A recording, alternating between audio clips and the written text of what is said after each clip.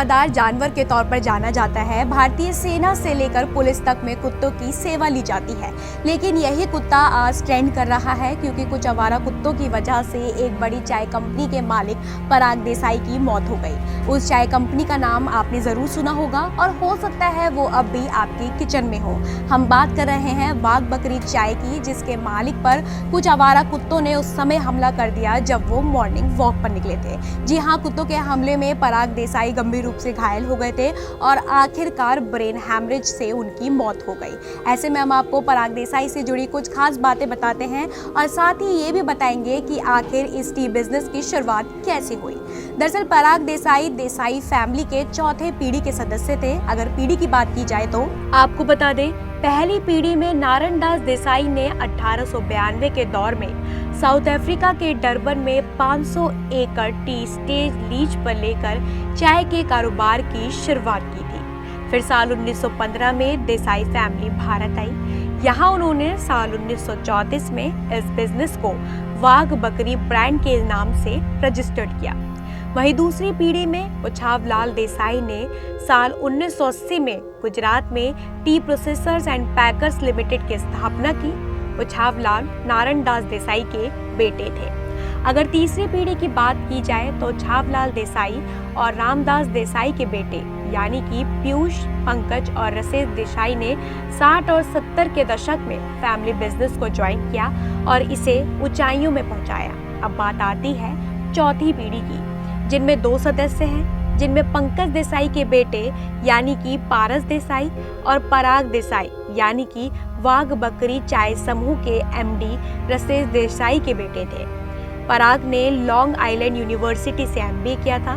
इसके साथ ही साल 1995 में पराग वाघ बकरी में शामिल हुए थे। एक रिपोर्ट के मानिए तो जब पराग ने इस कारोबार को ज्वाइन किया था तब इसका टर्नओवर 100 करोड़ से भी कम था, लेकिन आज इसका टर्नओवर लगभग 2000 करोड़ रुपए का है। उसका 5 करोड़ किलोग्राम से भी ज्यादा टी डिस्ट्रीब्यूशन भी है। आपको बता दें, जब से पराग अपने फैमिली बिजनेस में शामिल हुए तब से इसके टर्नओवर पे काफ़ी इजाफा भी हुआ। वहीं आज वाघ बकरी चाय गुजरात, मध्य प्रदेश, राजस्थान, दिल्ली, आंध्र प्रदेश, तेलंगाना, कर्नाटक, छत्तीसगढ़, पश्चिम उत्तर प्रदेश, गोवा, पंजाब जैसे राज्यों में भी है। इसके अलावा ब्रांड ने हाल ही में बिहार, उड़ीसा और झारखंड जैसे बाजारों में भी कदम रखा है। इसके साथ ही हम आपको बता दें कि पराग देसाई की मौत के बाद कुत्तों की समस्या पर बहस छिड़ी हुई है। सोशल मीडिया पर वाघ बकरी, पराग देसाई और कुत्तों का आतंक ट्रेंड कर रहा है, क्योंकि ये पहला मामला नहीं है जब कुत्तों के कारण किसी की जान गई हो। अभी हाल फिलहाल में ही उत्तर प्रदेश के गाजियाबाद में भी एक 14 साल के बच्चे को कुत्ते ने काट लिया, जिसके बाद उसके शरीर में इन्फेक्शन इतना बढ़ गया कि उसकी हालत खराब हो गई। लाचार पिता उसे एम्बुलेंस में लेकर दर-दर भटकता रहा, लेकिन बड़े अस्पतालों ने हाथ खड़े कर दिए। इसके बाद बच्चे की दर्द से तड़प तड़प कर जान चली गई। इसके अलावा इसी साल मार्च में भी एक वीडियो सामने आया था जिसमें आवारा कुत्तों ने हैदराबाद की एक सोसाइटी में 4 साल के बच्चे को मार डाला था। आपको बता दें, यूपी के गाजियाबाद में डॉग लवर्स के लिए नियम सख्त कर दिए गए हैं। कुत्तों द्वारा हमला करने की घटनाओं में बढ़ोतरी की वजह से फैसला लिया गया है कि इसमें अब स्ट्रीट डॉग्स को किसी के घर के सामने फीड नहीं कराया जाएगा। नियमों का उल्लंघन करने वालों पर जुर्माना लगेगा, जिसकी राशि 5000 रुपए से बढ़ाकर अब 10,000 रुपए कर दी गई है। इसके अलावा जो कुत्ते पालतू हैं उनकी रजिस्ट्रेशन फीस भी बढ़ा दी गई है। कुत्ते पालने के लिए रजिस्ट्रेशन फीस पहले 200 रुपए हुआ करती थी, जिसे बढ़ाकर अब 1000 रुपए कर दिया गया है।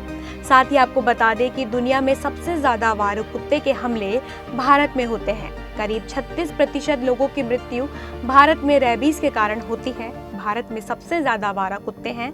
ज्यादातर रेबीज के मामले तो रिपोर्ट ही नहीं होते हैं। अब ऐसे में आपके मन में एक सवाल ज़रूर आता होगा कि आखिर भारत के किस राज्य में सबसे ज़्यादा आवारा कुत्ते हैं।